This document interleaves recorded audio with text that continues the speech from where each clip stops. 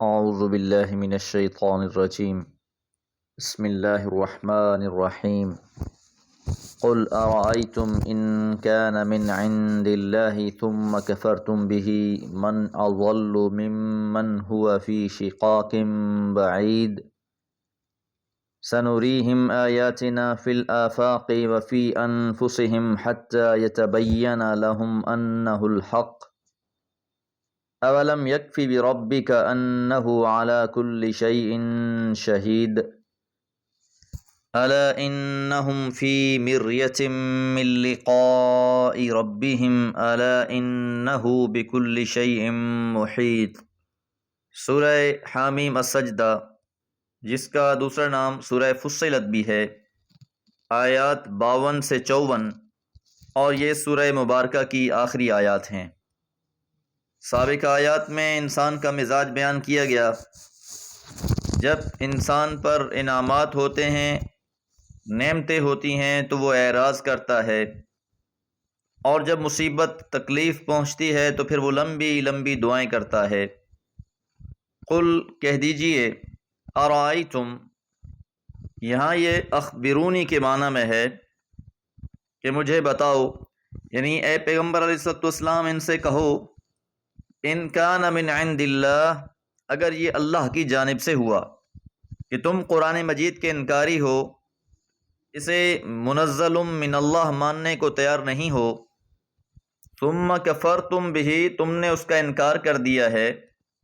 منکرین اور مخالفین کو پوری سنجیدگی سے غور و فکر کی دعوت دی جا رہی ہے کہ آج تو تم اس قرآن کو اللہ کی کتاب ماننے کو تیار نہیں، مذاق اڑا رہے ہو، دلائل کو نظر انداز کر رہے ہو۔ تھوڑا سا غور ہی کر لو کہ اگر یہ اللہ کی جانب سے ہوا تو پھر کیا ہوگا۔ من اضل، کون زیادہ گمراہ ہو سکتا ہے، ممن، اس شخص سے، ہوا فی شقاق بعید، جو نہایت دور کی مخالفت میں جا پڑا۔ اس کی مخالفت اسے حقیقت سے بہت دور لے گئی، اور پھر وہ حقیقت کا انکاری بنا رہا۔ تو بھلا ایسے شخص سے بڑا ظالم کون ہوگا۔ سنریہم، ان قریب ہم انہیں دکھائیں گے، آیاتنا، اپنی نشانیاں، فی الآفاق، آفاق میں، اور یہاں ان نشانیوں سے مراد آیاتنا من الفتوحات وظہور الاسلام علی الاقالیم وسائر الادیان، کہ یہ نشانیاں فتح کی صورت میں، اسلام کے غلبے کی صورت میں، دین کے چھا جانے کی صورت میں، باطل کے مٹنے کی صورت میں، ہم انہیں یہ نشانیاں دکھائیں گے۔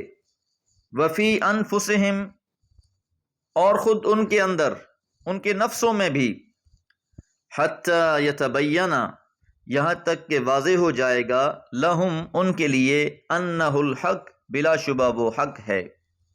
ان نشانیوں اور علامتوں کو دیکھنے کے بعد، جو بہت جلد انہیں دکھائی جائیں گی، یہ پھر اس بات کو تسلیم کر لیں گے کہ بلا شبہ قرآن مجید حق ہے، اللہ کی سچی کتاب ہے، اللہ کی طرف سے وحی شدہ ہے۔ پھر تو یہ تصدیق کرنے کو تیار ہو جائیں گے۔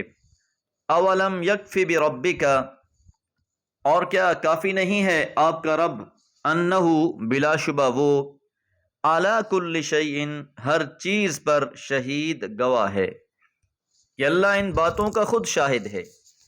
غلبہ حق کی جو بشارتیں آپ کو دی جا رہی ہیں، اگرچہ یہ مستقبل کے متعلق ہیں، لیکن اللہ رب العالمین ماضی، حال اور مستقبل ہر چیز سے خوب واقف ہے۔ تو جو بات بھی اللہ تعالیٰ یہاں ارشاد فرما رہے ہیں، اس کا ہونا حتمی ہے۔ الا، آگاہ رہو، انہم، بلا شبہ وہ، فی مریۃ، شک میں ہیں، من لقاء ربہم، اپنے رب کی ملاقات سے۔ ان کافروں کا اصل مسئلہ یہ ہے کہ یہ حیات بعد الممات کو ماننے کو تیار نہیں ہیں۔ قیامت کے روز تمام انسانوں کے دوبارہ زندہ ہونے کے اللہ تعالیٰ کی بارگاہ میں حاضری کے متعلق یہ شک میں مبتلا ہیں، اور اسی شک کی وجہ سے یہ ایمان نہیں لاتے۔ الا، آگاہ رہو، سن رکھو، انہو، بلا شبہ وہ اللہ تعالیٰ، بکل شیء، ہر چیز کو، محیط، گھیرے ہوئے ہے۔ ہر چیز کا احاطہ کرنے والا ہے۔ لا يخفى علیہ شیء فی الارض ولا فی السماء، زمین و آسمان کی کوئی چیز اللہ سے مخفی نہیں ہے۔ تو یہ جو عمل کر رہے ہیں، یہ جو مخالفتیں کر رہے ہیں، حق سے اعراض کر رہے ہیں، اللہ تعالیٰ ان سے بھی خوب آشنا ہے۔ بفضلہ تعالیٰ یہ سورہ مبارکہ مکمل ہوئی۔